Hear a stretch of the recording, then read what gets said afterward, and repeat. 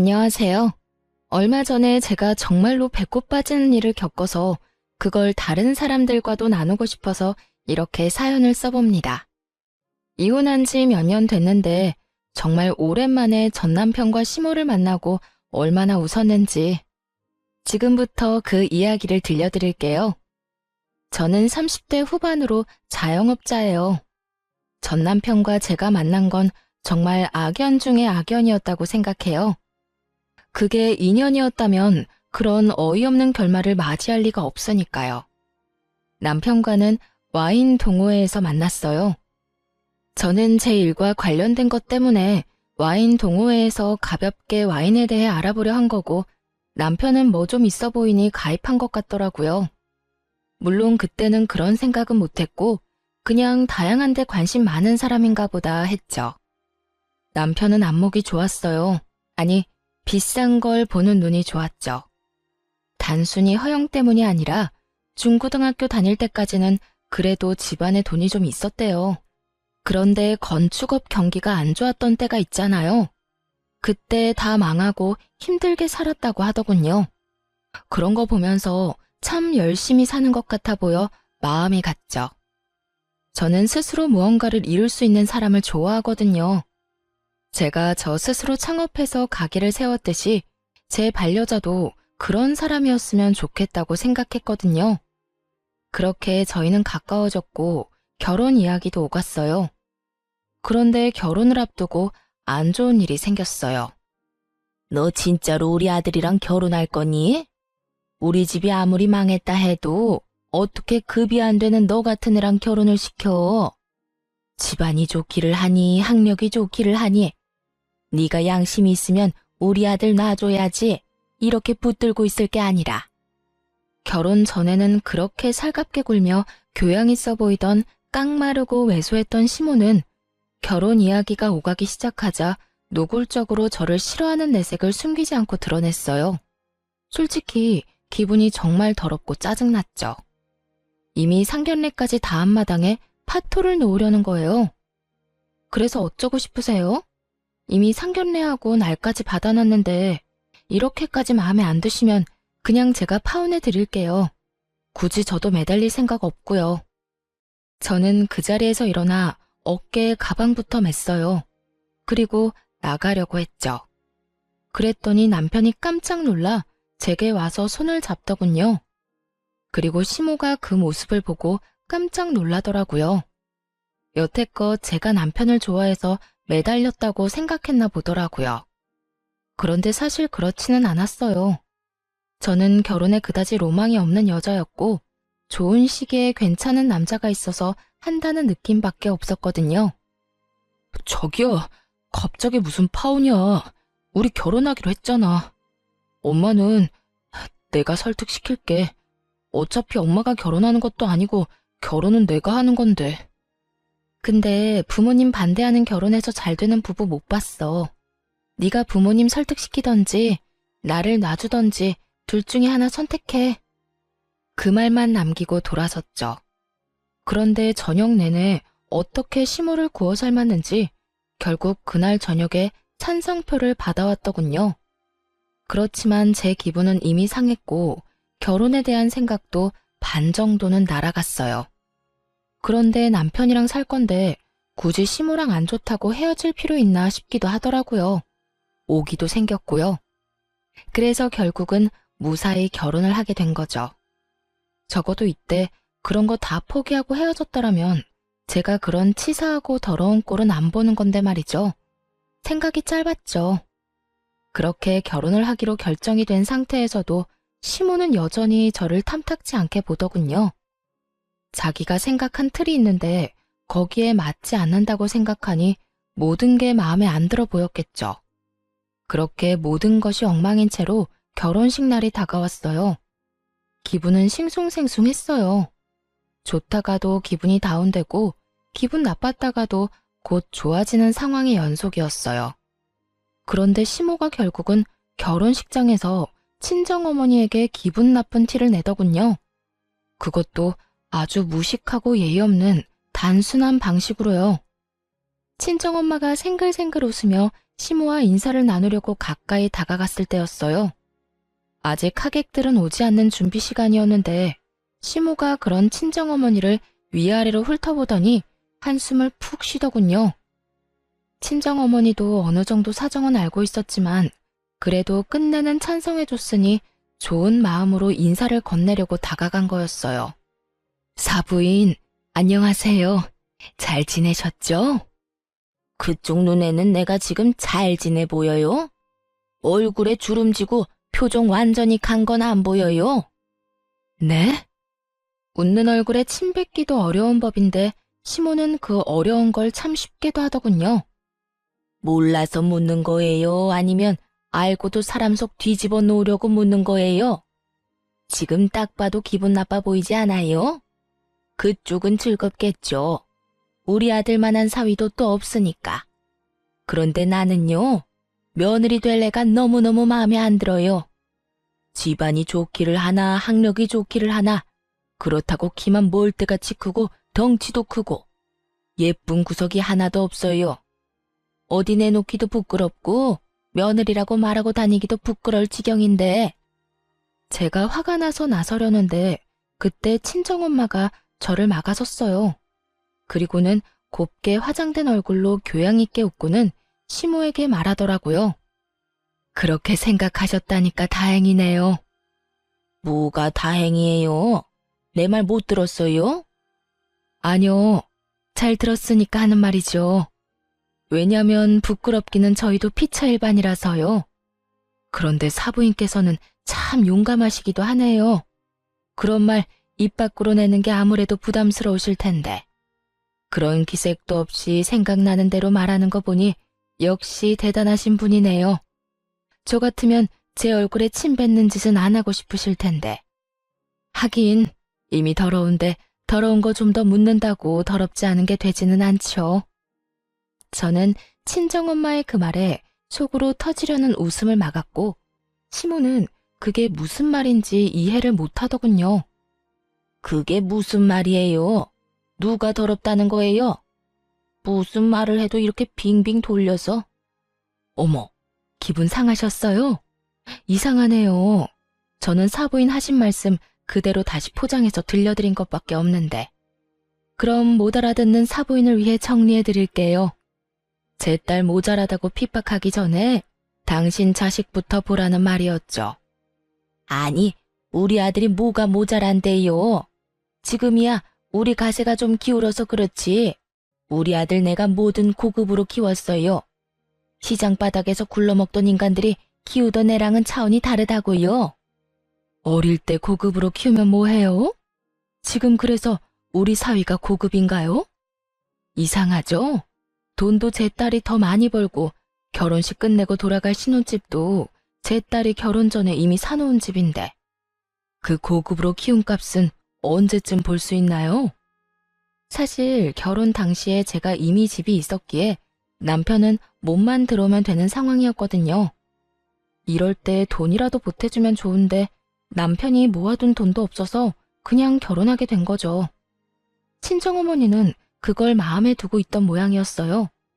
하지만 제 능력이 있어서 그렇게 하는 거고 제가 무리해서 해가는 게 아니라서 그나마 이해해 주신 거고요.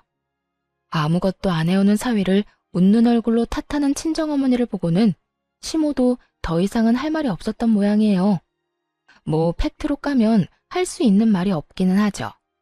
시모는 자기에게 불리한 상황이라 느꼈는지 저와 친정어머니를 한 번씩 째려보더니 휙 하고 먼저 나가버리더군요.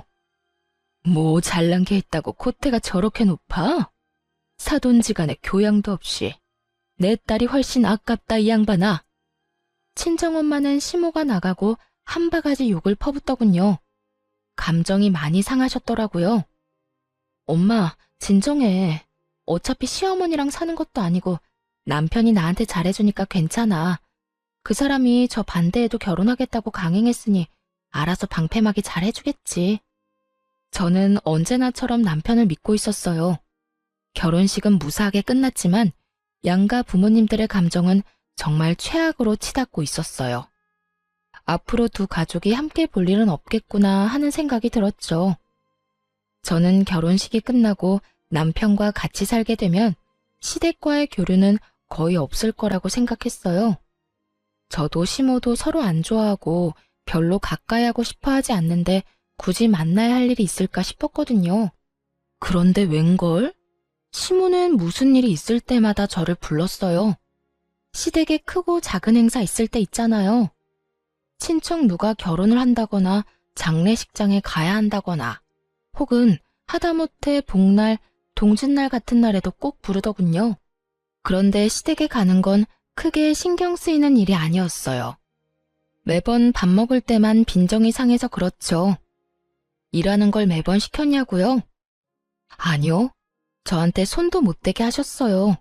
주방도 못 오게 했죠. 그리고는 본인이 다 알아서 하나씩 내왔어요. 밥이며 반찬이며. 그런데 말이죠. 아무리 제가 싫어도 먹는 걸로 쪼잔하게 구는 건 좀 너무하지 않나요? 어머님, 밥 양이 좀 적은데 밥솥에 밥 있나요? 처음에 이 짓을 당했을 때 저는 그냥 시모가 잘 몰라서 그랬다고 생각했어요. 젊은 여자이니까 밥을 적게 줘야 한다고 생각하신 것 같다고요. 그래서 밥 공기에 반밖에 안 되는 밥에도 아무 생각 없이 가서 밥 좀 더 퍼와야지 하는 생각을 했거든요. 그런데 시모가 천연덕스럽게 그러더군요. 예, 밥솥에 밥 없어. 그 밥이 다야. 많이 먹으면 속 부대끼고 힘드니까 오늘은 그만 먹거라. 처음에는 밥을 적게 해서 그런가 보다 했거든요. 그런데 한두 번이 아니더라고요. 그 뒤에도 몇 번이나 밥 양은 적고 맛있는 고기 반찬은 멀찍이 두고 제 앞에는 나물 쪼가리만 놔두는 거예요. 아무리 제가 무덤덤한 사람이라도 이건 눈치를 못 채는 게 더 이상한 일이었죠. 처음에는 아무것도 모르고 밥 좀 많이 달라고 말했는데 그때 시모가 저한테 뭐라고 한 줄 아세요? 적당히 먹어. 넌 덩치도 크니까 그만 먹어도 된다. 여자가 그렇게 멀때같이 커도 못 쓰는 거야. 하등 쓸모가 없어. 자꾸 야무지고 단단해야 하는 법인데 그것마저도 마음에 안 드니 원. 그런 말을 하는데 진짜 미쳐버리겠더라고요. 밴댕이 소갈딱지 같은 저 시모에게 뭔가 복수라도 해주고 싶었죠. 그렇게 타이밍을 엿보던 제게 아주 좋은 기회가 생겼어요. 그때는 명절이라 친척분들이 다들 집에 오시는 날이었어요. 그리고 여느 때보다 많은 사람이 오는데 시모가 그 전날에 허리를 삐끗하는 바람에 아무런 준비도 못하게 됐거든요. 시모는 저를 불러서 요리를 하라고 시켰어요. 그래도 제가 요리 솜씨는 좀 있어서 남편이 시모에게 매번 자랑하곤 했거든요. 와이프 음식 다 맛있다고요. 그래서인지 이번에는 부엌을 제게 맡기더라고요. 네가 요리 솜씨가 좀 있다며? 그래, 변변히 내세울 것도 없는 애한테 그 정도 장점 하나는 있어야지. 할 게 없으면 그거라도 하는 게 맞고. 내가 허리만 안 아프면 너한테 시킬 일 없다만 이번에 오시는 손님들 중요한 분들이니까 실수하지 말고 맛 신경 써서 올려라. 꼭 기분 나쁜 말 한마디 섞고는 저한테 모조리 시키더군요. 저는 이때다 싶어서 열심히 요리를 했어요. 대신 양은 그날 오신 손님이 아주 적게 먹을 만큼만요. 제가 시모에게 받은 딱 그만큼만 준비했어요. 그리고 손님들 다들 오시고 식사를 내어갔어요. 밥 공기에 밥도 반만 있고 반찬은 나물은 가득. 그런데 고기 반찬은 각자 한 입도 못 돌아갈 만큼 아주 적게 해서 냈죠. 그랬더니 사람들이 제 눈치만 보더군요. 아이고, 우리 질부가 손이 참 작네. 양이 이렇게 적어서야. 질부는 원래 요만큼만 먹어? 역시 젊은 애들은 나이 든 사람이랑은 다른가 봐. 아니면 애들 거랑 착각했나? 착각 아닌데요. 애들 것도 그만큼 담았어요. 애들은 그래도 영양분 섭취는 해야 하잖아요. 어? 근데 어른들한테는 무슨 밥을 이렇게 쥐꼬리만큼 가져왔어? 젊은 사람이 어른들 놀리는 거야? 밥이랑 반찬을 이렇게 적게 주면 어떡해? 아, 그거요? 제가 설마 어른들 놀리려고 이러는 거겠어요?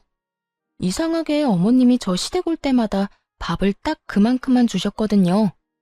더 달라고 하면 속 부대끼고 몸에 안 좋으니까 그만 먹으라고 하시면서요. 근데 저 빼고 다른 가족들은 다 밥 한 공기 든든하게 드시길래 손님한테만 건강 생각해서 밥 적게 주는 게 이 집안 가풍이구나 하고 생각했거든요. 그래서 저도 어머님이 저한테 하신 것처럼 딱 그렇게 드렸는데 마음에 안 드시나 보네요. 어쩌죠, 어머님? 저는 최대한 생글생글 속없이 웃어 보이며 시모 속 끓는 소리를 해댔고 그 말에 더 열이 받은 건 시부 쪽이었어요. 벌겋게 달아오른 시부와 그런 시부를 보고 오들오들 떠는 시모를 보며 저는 속으로 너무 통쾌함을 느끼고 있었어요. 아니, 내가 언제 너한테 그랬다고 이러니? 네? 아버님이랑 남편도 다 듣고 있었는데 그럼 제가 거짓말이나 하는 사람이라고 하시는 거예요? 이상하네요. 설마 제가 모르는 가풍이 또 있었나요? 어머님이 저한테 그런 거 가르쳐주지 않아서 잘 모르겠어요. 아무것도 모르는 놈이 이기는 거예요. 게다가 그걸 알려줘야 할 사람이 제대로 일을 안 하면 그 화살은 모두 그 사람에게 돌아가는 거고요. 손님들이 그 밥을 앞에 두고 고사라도 지내는 듯 눈치만 보고 아무도 밥 숟가락을 들 생각도 안 하더군요. 아이고, 질부가 속이 많이 상했나 보네. 형수, 아무리 그래도 애 밥은 좀 잘 챙겨줘야지. 그런 오해를 하게 만들면 어쩌란 말이오? 우리 집안 사람들이 다 쪼잔하고 손님 대접할 줄도 모르는 사람이라고 생각하겠네. 그러니까요. 형님, 먹는 걸로는 이러지 맙시다. 그것도 며느리고 평생 안 볼 거면 모를까. 평생을 얼굴 마주치면서 살아야 하는데. 그리고 요즘 며느리들 얼마나 무서운지 알지요? 이러다가 늙고 병들면 어쩌려고 이래요. 좋은 게 좋은 거니까 너무 사람 혼내지 말고 좀 잘 대해줘요. 시집 온 지 얼마 안 된 며느리한테 쪼잔하게 밥 가지고 장난을 치셨대요. 다들 한 소리를 하는데 시모 얼굴이 부들부들 떨리더군요. 자기가 여태 저한테 한 짓을 이런 식으로 돌려받을 줄 상상도 못했나 보더라고요. 하긴 상상이라도 했으면 저한테 그런 짓을 할 리가 없었겠죠. 저는 여전히 모르쇠로 일관하고 있었고 이 일에 대답을 해야 하는 건 시모와 시부였죠. 제가 말 한두 마디 더 보태면 분위기 박살나는 걸 테니까요. 당신 도대체 무슨 짓 한 거야? 집안 망신을 혼자 다 시키고 있어. 당신이 속 좁게 쪼잔하게 굴면서 며느리 괴롭히는 거 꼭 이렇게 다른 가족들이 다 알아야겠어.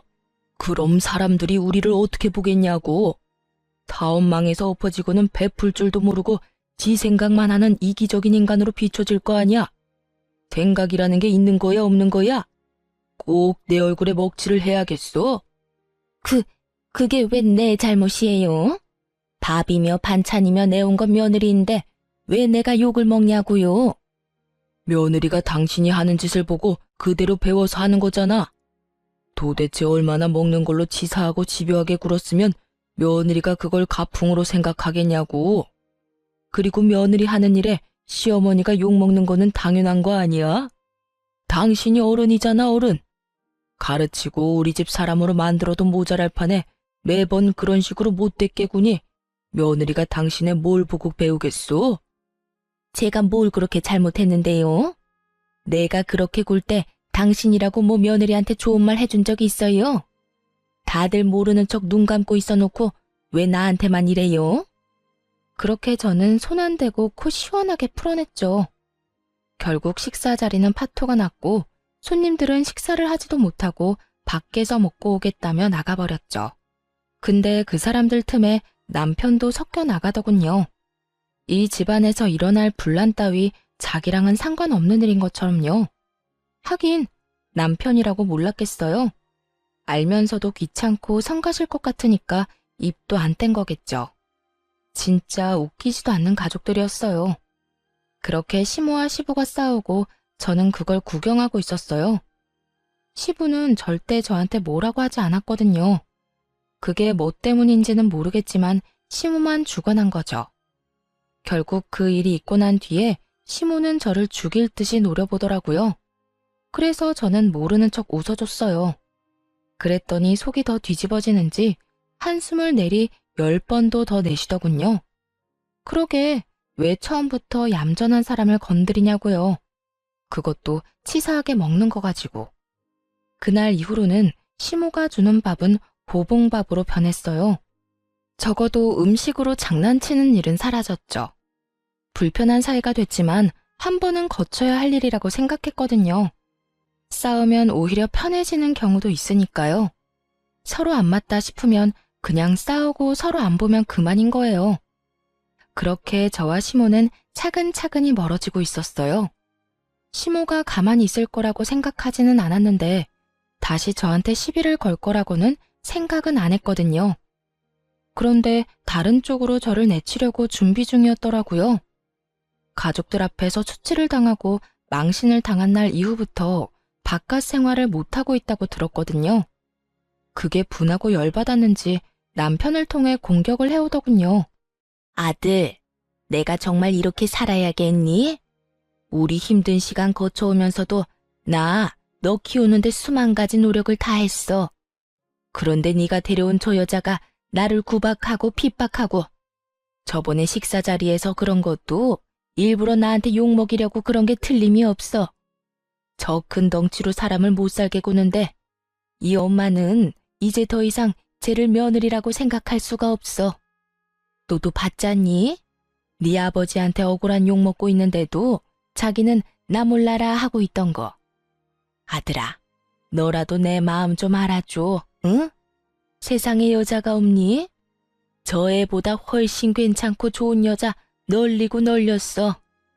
네가 고작 저런 여자한테 홀려서 결혼한 것도 마음에 안 드는데 여기서 저 여자 편들면 엄마 진짜 억장이 무너져. 시모가 눈물을 흘리며 하는 하소연에 저는 그저 어이가 없었어요. 제가 시모를 때릴 일도 없고 구박하고 핍박할 일은 더더욱 없었죠. 오히려 시모가 저를 그렇게 대한 것이 태반인데 그런 시모가 저런 말을 하니. 하지만 식사 자리에서 일부러 욕먹이려고 한 건 제 의도가 맞긴 했죠.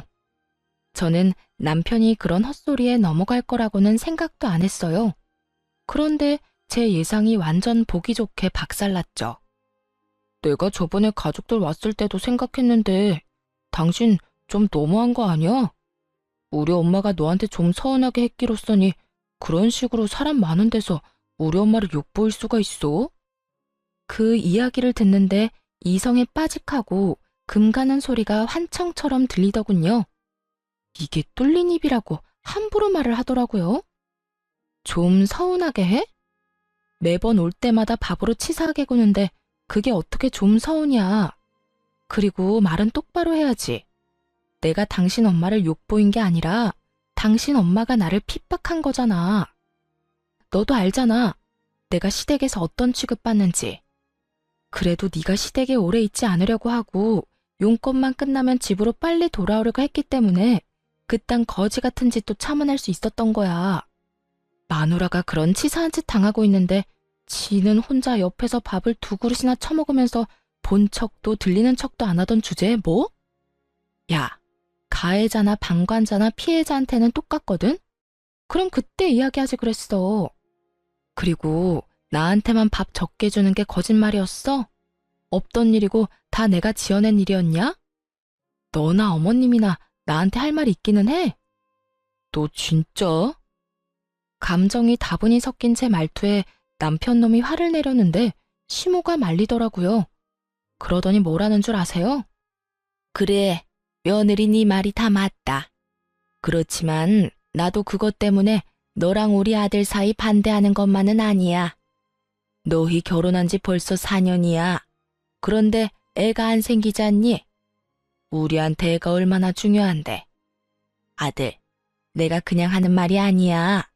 애도 못 낳는 애 데리고 언제까지 이렇게 살래? 그러지 말고 적당히 정리해, 응? 이 엄마는 매일매일 그때 생각나면 트라우마가 막 생길 것 같고 수치스럽고 죽고 싶고 그래, 응? 어머님은 연기자 하셔도 되겠어요. 어쩜 이렇게 연기를 잘하시는지. 뭐 수치스러운 일이긴 했죠. 그런데 그게 수치스러운 일인 줄 알았으면 애초에 그런 수치스러운 일을 안 하면 됐을 일이잖아요. 일을 이렇게 만든 건 어머님인데 왜 저한테 모든 화살을 돌리는지 모르겠네요. 아, 이게 바로 그 말로만 듣던 피해자 코스프레인가요? 가해자가 피해자인 척 울고 불고 피해자한테 다 뒤집어 씌워서 빈정대는 제 말투에 남편 놈이 눈이 뒤집어져서는 저한테 막말을 내뱉더군요. 야, 너 말 조심 안 해? 뭐 이렇게 경우 없고 예의 없는 인간이 다 있어? 네가 이런 인간인 줄 알았으면 나도 너랑 결혼 안 했어. 게다가 어른 말씀하시는데 뭐? 넌 뭐가 그렇게 잘났는데? 뭐가 그렇게 잘나서 우리 집안을 무시하냐고. 내가 잘나서 무시하는 게 아니라 지금 하는 짓이 무시할 만해서 무시하는 거잖아. 그러는 넌 뭐가 잘났어? 여태껏 아무것도 한 적 없는 주제에 이제 와서 너네 엄마 편들려고 두 팔 걷고 달려든 꼴 보니 내가 이제야 제정신이 드네. 완전 질렸어. 너 하나 믿고 결혼했는데 너마저 저딴 집구석 사람이랑 똑같다는 걸 알고 나니 모든 미련이 사라지는 기분이야. 질렸으니까 우리 이혼하자. 나도 너랑은 이렇게 못 사니까. 제 말에 남편 뒤에서 싱긋 웃는 시모를 보니 토할 만큼 기분이 더러웠죠. 그런데 남편 놈 표정은 당황스러운 표정이었어요. 이 정도로 서로 상처 주는 말 해놓고 이혼하자는 말에 당황스러울 게 뭐가 있나 싶었거든요. 갑자기? 이런 일로 이혼은 좀 아니지. 내가 뭐 엄청 잘못한 것도 아니고 장난치지 마. 장난 아니야. 나 지금 엄청 진지하거든? 나 기본적으로 받은 대로 돌려주는 사람이라는 거 당신도 잘 알잖아. 당신 엄마가 날 존중하지 않으면 나도 당신이랑 당신 엄마 존중할 필요 없지. 우리 엄마가 너 나보다 돈 못 번다고 타박을 주기를 했어. 너 말랐다고 외모로 사람 기분 나쁘게 하기를 했어. 더 챙겨주고 너 볼 때마다 나 몰래 용돈까지 쥐어주신 거 내가 모를 줄 알았어? 그런데 너희 엄마는 나한테 어땠어? 데리고 다니기 부끄럽다며 여기저기 말하고 다니고 자기네 집에 시집 올 급이 아니라고 내 욕이나 하고 다녔지. 그것뿐이면 말도 안 해. 치사하게 먹는 걸로 장난친 것도 너희 엄마가 먼저 시작한 거거든? 그래서? 진짜 나랑 헤어지겠다고? 아, 정신 좀 차려. 네가 나랑 헤어지고 다른 남자 만날 수 있을 것 같아? 나니까, 나 정도는 되니까 너처럼 별거 없는 애 데리고 사는 거야. 네 인생에 네 돈 빼면 남는 게 뭐 있어? 성격은 더럽고 남한테 져줄 줄도 모르고 다른 사람 엿먹일 생각만 하는 성격 파탄자 주제. 순간 욕이 목구멍까지 밀고 나오는데 그걸 참느라 죽을 뻔했어요. 대신 실컷 비웃어줬어요. 그래서 지금 나한테 자랑해? 너 능력 없다고? 돈 많은 여자 만나서 편하게 살고 싶었다는 거 고해성사해? 그래, 그럴 수 있지. 얼마나 자기 능력에 자신이 없으면 마누라를 능력 보고 선택하겠어? 뭐 이제라도 인정했으니 더 할 말은 없겠다. 그치? 하긴 맨날 급이 안 맞니 어쩌니 하지만 솔직히 너희 집이 뭐가 대단한데? 예전에 돈 많이 벌었다고 지금도 그래? 옛날 감성에 젖어가지고 사람을 자기 밑으로 내려보는 당신네 가족들이 한심해서 내가 너랑 못 살겠다는 거야. 너 말 다 했어? 그래, 이혼해. 이혼하자면 누가 무서워할 줄 알고? 그렇게 말은 했지만 남편놈 얼굴에는 불안이 가득했어요. 열받아서 말을 꺼냈는데 자기가 이뤄야 할 것들이 이제 슬슬 눈에 보이는가 보더라고요. 저랑 결혼하면서 누릴 수 있었던 것들이었으니 불안하기도 하겠죠. 그렇지만 이미 입 밖으로 꺼낸 말을 주워 담을 수도 없잖아요. 그런데 그 와중에도 시모는 싱글벙글 웃고 있더군요. 아들이 이제부터 어떤 꼴로 살지는 예상도 못하고 그저 며느리 치웠다는 생각에 즐거워하는 것 같았어요. 그렇게 이혼하게 됐어요. 5년도 안 되는 결혼 생활, 결혼 전부터 가지고 있던 내 집, 시모의 노골적인 괴롭힘. 이런 것들 덕분에 저는 소송에서 유리한 위치로 남편 놈을 탈탈 털어낼 수 있었죠. 얼마 되지도 않는 짐 챙겨서 시댁 가는 거 볼 때는 얼마나 고소한지 웃음이 다 나더군요. 그리고 집에 온 아들을 보며 당황한 시모가 저에게 전화했을 때도요. 야, 왜 우리 아들 쫓아내? 아니, 아들이 나올 게 아니라 그 집도 재산 분할해야 하는 거 아니야? 결혼 전에 들고 온 재산은 재산 분할 거의 안 돼요. 특유 재산이라고 하더라고요. 그리고 결혼 기간이 5년도 안 돼서 이 집에 대한 기여도 측정에 어려움도 있고요. 뭐 제 입으로 말하기 입만 아프고 설명해도 못 알아들으실 것 같으니까 본인들 변호사한테 물어보세요. 그러면 빠르고 정확하게 왜 그 사람이 소송해서 졌는지 알려줄 거예요. 하긴 집안에 뭐 도움되는 일을 했어야 말이죠. 돈만 축내는 주제에 눈만 더럽게 높아가지고 욕심은 또 얼마나 많은지. 지 돈은 안 쓰고 매번 마누라 돈만 쓰려고 하는 꼴을 재판에서 다 보거든요. 그렇게 이혼 원한다더니 속 시원하죠? 저도 속 시원해요. 집에 살던 거머리 하나 떼어낸 기분에 앞으로 그 거머리 속으로 안 들어가도 된다고 생각하니까. 거머리? 너 지금 우리 아들한테 거머리라고? 그럼 거머리가 아니면 뭔데요? 이제 남남이니까 이런 식으로 전화해서 사람 속 긁지 마시고 변호사 통해서 알아보세요. 앞으로 연락하지 마시고요. 역시 끊어내야 마음이 편한 일이 있더군요. 그렇게 이혼하고 저는 새로운 삶을 살게 됐어요. 매번 덩치 크다는 시모 말에 살도 좀 더 빼고 일도 공격적으로 했어요. 이때는 그런 생각을 했거든요. 영원할 줄 알았던 결혼 생활이 무너지니 남자는 곁을 지켜줄 수 있는 존재가 아니라고요. 내 곁을 지켜줄 건 돈밖에 없다는 생각으로 미친 듯이 일만 했던 것 같아요. 그러다 이혼 2년 만에 새로운 사람과 미래를 도모하게 됐고 결국 재혼을 하게 됐어요. 상대방도 재혼이었거든요. 직업은 동네 한의사로 금슬이 좋아 재혼한 지 1년 만에 아이까지 낳아버렸죠. 그날은 친정엄마 생신이라 아이와 친정 부모님을 데리고 퇴근하지 못한 남편을 기다리려 남편 직장에 가게 된 상황이었어요.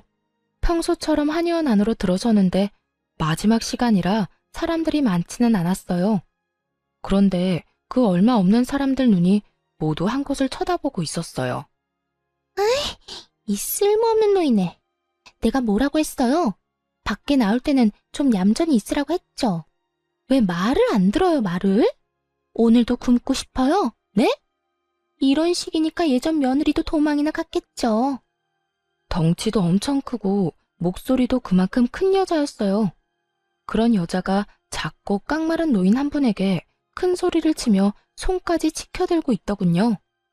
우리가 보는 앞에서 손찌검을 하진 않았지만 버릇이라는 게 행동으로 나오는 거잖아요. 한 소리 듣는 노인은 몸을 연신 움츠리며 몸을 둥글게 많은 행동을 보이며 자기가 얼마나 자주 이런 일을 당했는지 몸소 몸으로 보여주고 있더군요. 뭐 저런 사람이 있지 싶었어요. 그런데 그렇게 맡고 있는 사람 모습이 어딘지 묘하게 눈에 익더라고요. 그리고 그 옆에 앉은 남자 옆모습을 보고서야 그게 전 남편과 전 시모라는 걸 알아챘어요. 저는 친정엄마와 아이를 뒤쪽 잘 안 보이는 곳에 앉도록 만들고 그 사람들이 하는 짓을 쳐다봤어요.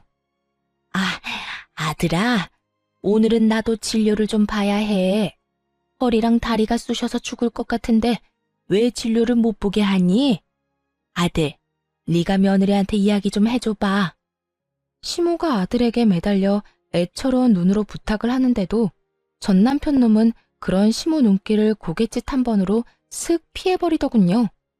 그리고 그 틈을 놓치지도 않고 그 성량 좋은 며느리가 소리치더군요. 어머님, 제가 말씀드렸잖아요. 어머님 그 병 늙어서 아픈 거라고. 늙는데 무슨 약이 필요해요? 그리고 오늘은 제 진료가 있다고 말씀드렸잖아요. 애 낳는 거 중요하다면서요. 그래서 여기 다이어트랑 임신 잘 본다고 해서 왔고, 그러면 제가 더 급하지 어머님이 급한 건 아니잖아요. 생각이라는 건 하고 사세요. 네? 아니, 무슨 노인네가 말만 하면 아들 붙잡고 해달라고 난리야? 할머니한테 쓸 돈 없다고요. 다시 말해줘요. 이야, 성격 대단하더군요. 제가 치를 떨던 사람들 모두를 혼자 상대함에도 밀리지도 않고 오히려 압도하는 모습에 박수라도 쳐주고 싶은 마음이었죠. 이상하게도 저 상황이 노인을 괴롭히는 모습처럼 느껴지지 않은 건 아마도 제가 저들에게 당한 게 있어서 그런 걸지도 모르겠네요.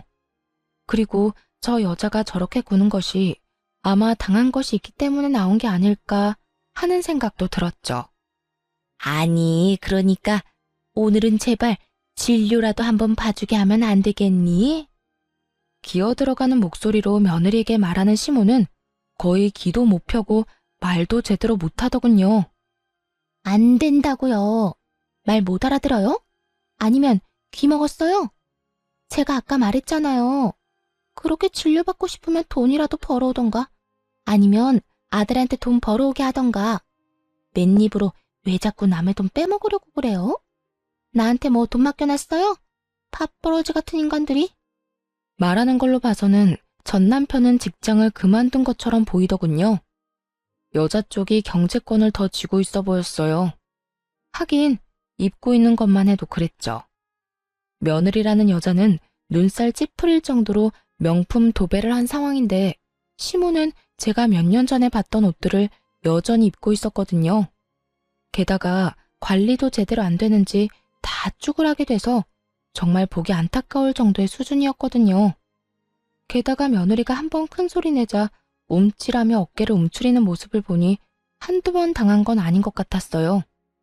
게다가 시모 움직임에 그 며느리도 같이 반응하더군요. 시모가 자리에서 일어나자 며느리가 시모 팔을 확 붙잡아 당겨 강제로 앉히더군요. 어디 가세요? 가만히 있으란 말 못 들었어요? 예, 화장실 좀 가려고 그런다.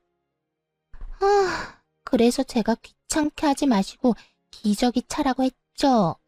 밖에 나올 때마다 1시간에 한 번씩 화장실 간다고 하면 어머님 같으면 기분 좋겠어요? 다 늙어 빠진 노인을 데리고 다니는 것도 속상한데. 당신은 뭐 하는 거야? 돈도 못 버는 주제에 앉아서 꿀 빨려고? 당장 같이 화장실 갔다 와. 전 남편은 엉거주춤 일어나 시모를 부축해 화장실로 가더군요. 정말 헛웃음이 입 밖으로 마구 튀어나오더군요. 이게 바로 여우 피하려다 호랑이를 만난 사람들의 모습 아닐까요? 시모의 모습은 호랑이보다 더 무서운 존재를 만난 것처럼 보였으니까요. 화장실이 저희 쪽 통로에 있어서 지나가는데 전 남편 놈이 저희 친정엄마를 알아본 것 같더라고요. 그런데 이미 화장실 가는 중이라 눈으로만 빤히 쳐다보고 들어가더군요. 그 사이 전 남편의 재혼녀가 제 남편 부름을 받고 진료실로 들어갔어요. 그런데 정말 웃긴 게 밖에서 시어머니 쥐잡듯이 잡던 여자가 간호사가 부르는 이름에는 네 하면서 굉장히 애교 있는 목소리로 답하고 들어가더라고요. 그 차이가 너무 뻔히 보여서 웃겼죠. 전 남편과 전 시모가 화장실에서 돌아오는 길에 자기 마누라가 없는 걸 확인하고는 저희 친정엄마 쪽으로 다가오더군요. 오랜만입니다. 그래, 오랜만이네. 이런 데서 볼 줄은 몰랐는데 한국도 참 좁군. 그렇네요. 잘 지내셨죠? 잘 지냈지. 근데 자네는 잘 지내는 것처럼은 안 보이네만. 엄마의 뼈 때리는 말에 전 남편이 잠시 멈칫하더니 씩 웃으며 엄마에게 한마디 툭 꺼내더군요. 그 사람은 잘 지내고 있습니까? 결혼은 했어요. 그 성격에 재혼하기 힘들 텐데. 떨어진 자기 자존심을 나로 회복하고 싶어 하는 것 같더라고요. 제가 재혼을 절대 못할 거라고 생각했나 봐요. 옆에 있던 지 전 마누라도 못 알아보면서 재혼은 했지. 아주 좋은 사람이랑 했어. 능력도 있고 심지어 인성도 바르지. 말로는 누가 그런 말 못해요. 그렇지. 그런데 자네도 내 사위 직장에 와 있지 않은가? 사위 직장이요? 그래. 여기 한의원 원장이 내 사위일세. 자네도 진료보니 여기 온 거 아니야? 사람 참 괜찮아. 수더분하고 권위의식이나 자존심이 높은 것도 아니고. 사람한테 잘 맞춰줄 줄 아는 참 제대로 된 사람이지. 그 이야기에 전 남편이 놀란 듯 눈을 크게 뜨더군요. 그러다 엄마가 호호하며 웃으며 전 남편에게 말하더군요. 오늘 내 생일이라고 사위가 식사를 같이 하자고 하더라고. 그래서 사위랑 딸이랑 손주랑 다 같이 여기 온 거지. 너 왜 거기서 모르는 사람처럼 서 있어? 엄마가 전 남편 앞으로 저를 끌어당기며 말했죠. 둘은 귀신이라도 본 것처럼 깜짝 놀라더군요. 그럴 리가. 네가 여기 원장님 사모님이라고? 네 남편이 한의사라고? 네, 제 남편이 여기 원장이에요. 오랜만이네요. 반갑다고 하기에는 좀 그렇네요. 잘 못 지내시는 것 같아서. 당신이 재혼을 했다고? 응. 당신이랑 당신 어머니가 나한테 준 충격요법이 꽤나 도움이 된 모양이야. 그래서 고맙다는 말은 한번 해주고 싶었어. 여기 있는 두 사람 덕분에 똥 차버리고 좋은 차 타게 됐잖아. 게다가 애도 낳고 잘 살고 있고. 그때는 애가 안 생기는 게 참 답답했는데 지금 생각하면 그게 운명이었던 거지. 애 낳고 이혼했었어 봐. 얼마나 복잡했겠어? 그리고 재혼하는 것도 힘들었겠지. 근데 당신 와이프는 애 낳으려고 한의원 찾았나 봐. 참 이상하다.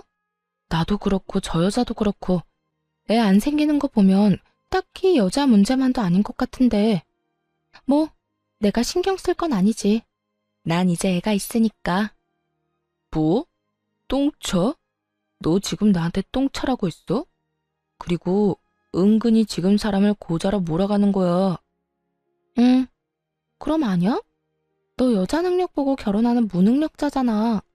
내가 너한테 헌신하는 동안 너는 내 등골 빼먹으려고 했고 똥차라기보다는 거머리인가? 뭐 거기서 거기겠지만.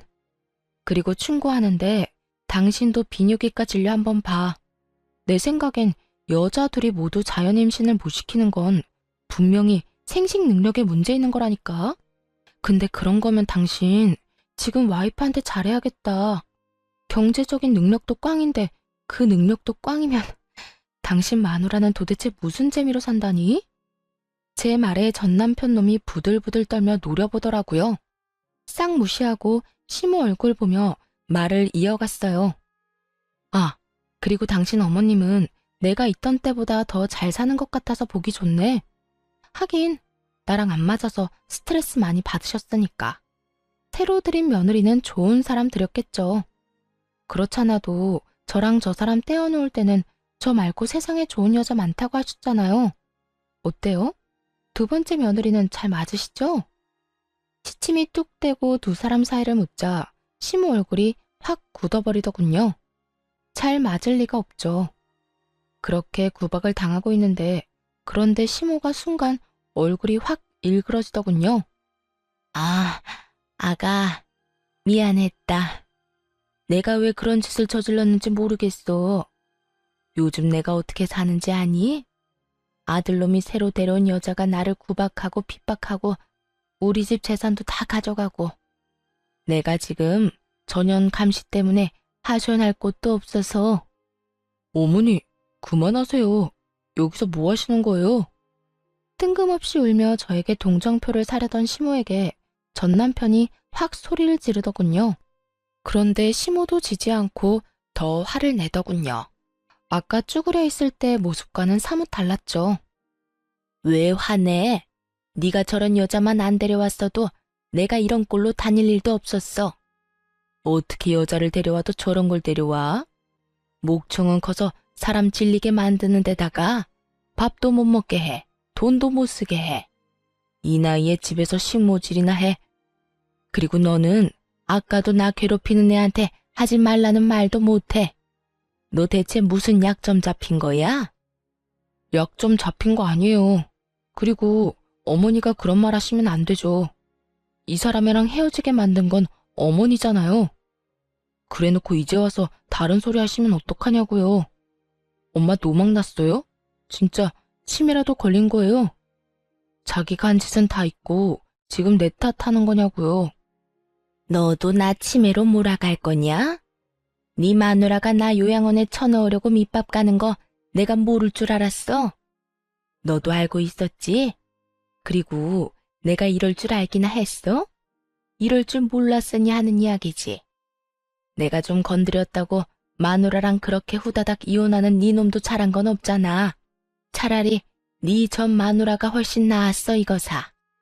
네가 말년에 나를 피말려 죽이려고. 저와 친정엄마를 앞에 두고 두 사람이 서로 네 탓이네, 네가 잘못했네, 남들 탓만 하고 있더라고요. 누가 누굴 탓하나요? 둘 다 똑같은 인간들인데. 둘이서 티격태격하는데 마지막 진료가 끝났는지 그 여자가 밖으로 나왔더군요. 그리고는 시모와 전 남편이 있는 곳으로 걸어왔어요. 지금 뭐 하는 거야? 당신 엄마, 당신이 알아서 하라고 했어, 안 했어? 이런 데까지 와서 소란 피우면 어쩌자는 건데? 요양원 쳐놓겠다는 말이 농담처럼 들려? 미안하다. 나는 아는 사람을 만나서. 급격히 쪼그라든 전 시모가 저를 보며 아는 사람이라고 말하자 그 여자가 저를 아래 위로 훑어보더니 묻더군요. 그쪽은 누구세요? 아, 죄송해요. 저는 이 한의원 원장님 와이프예요. 어머, 사모님이셨구나. 어쩐지 태가 다르다고 생각했어요. 저 요새 원장님 진료받는데 너무 친절하시고 좋은 거 있죠? 저도 빨리 이세 가져야 하는데 몸이 안 따라줘서 한약 먹으면서 몸 만들고 있어요. 저희 어머님이 한의원 자주 왔었나 봐요. 얼굴까지 알 정도면. 아시겠지만 연세 너무 많으면 하는 말들이 다 정상은 아니잖아요. 아프다고는 하는데 그 나이 먹고 안 아픈 사람도 없고, 그리고 하는 일도 없이 집에서 빈둥대기만 하는 사람이 아플 리도 없고 말이죠. 어머님은 자기 몸보다 손주 걱정만 하시니까 이렇게 병원 와도 자기 진료는 안 보려고 하시더라고요. 변명 아닌 변명을 능숙하게 거짓말로 술술 풀어내는 여자를 보며 시모가 늙음하게 고생 꽤나 하겠다 싶더라고요. 자기 생각에는 저를 내쫓으면 더 좋은 며느리감이 집에 들어올 줄 알았나 봐요. 그런데 어쩌나요? 당신 아들이 여자 돈만 많으면 다 좋다는 무능력자인데 결국 이번에도 돈 많은 여자 물었더라고요. 대신 저보다 더 기골이 장대하고 손도 소뚜껑처럼 커서 맞으면 아플 것 같은 여자를요. 여보, 뭐해? 가자. 여기서 이러고 있을 시간 없어. 시간이 없기는? 너 시간 많이 남잖아. 일도 그만두고 밥이나 축내는 게 나 사모님이랑 이야기하는 거 안 보여? 남편을 앞에 두고도 더 큰 존재감을 뽐내는 전 남편의 와이프를 보며 제가 말했어요. 두 분 참 잘 어울리시는 것 같아요. 보기 좋아 보여요. 어르신도 잘 모시고. 남편분이 복 받으셨나 보네요. 해실해실 웃으며 전 남편과 시모를 향해 싱긋 웃어 보였어요. 꼴 좋다고 말하는 걸 찰떡같이 알아들은 두 사람은 표정이 썩어갔고 그 앞에서 아무것도 모르는 전 남편 와이프는 웃으며 손사래를 치며 말하더군요. 어머, 사모님, 진짜 말 너무 예쁘게 하신다. 사모님이야말로 원장님이랑 너무 잘 어울려요. 그렇게 인사치레 말 한마디 건네고 세 사람이 마지막으로 한의원 밖으로 빠져나갔어요. 그리고 그 뒤에 남은 저와 친정엄마는 배꼽 빠지게 웃었죠. 예, 내가 속이 다 시원해. 어쩜 너희 예전 시어머니 어쩌냐? 저기에 비하면 너는 완전 순둥이였는데. 나 버리려고 할 때는 미래 같은 거 몰랐겠지. 뭐 자기 무덤 자기가 판 거지. 저런 사람인 거 모르고 결혼했겠어? 딱 봐도 여자 돈 많아 보이던데. 또 돈 많은 여자 잡는다는 게 이번에는 더 독한 사람 고르는 바람에 저렇게 됐을 테니 말이야. 사람 앞길 참 모르는 일이야. 그 고약한 사람이 저렇게 구박받으면서 살 줄이야. 정말 너무 웃겼거든요. 저 이혼시키려고 없는 이야기 지어 만들 때 자기가 구박당하고 핍박당했다고 했었잖아요. 그런데 지금 그 말 그대로 당하고 있는 꼴을 보니 말이 씨가 됐다는 말이 떠올랐거든요. 자기 미래가 저렇게 될 줄 알았겠어요? 아마도 나오는 대로 아무렇게나 짓거렸겠죠. 그런데 그게 저 사람의 미래가 됐으니 정말 세상 참 신기한 일도 다 있더군요. 몇 년 만에 오랜만에 만난 전 남편과 전 시모의 이야기. 재미있게 들으셨을지 모르겠네요. 제 생활이 요즘 안정적이고 편안하다 보니 이제는 이 사람들 이야기도 그저 웃으며 넘기는 일이 됐네요. 얼마 전 겪은 이 배꼽 빠지는 일을 다른 사람들과도 나누고 싶어 사연을 썼어요. 지금까지 긴 글 읽어주셔서 감사합니다. 행복하세요.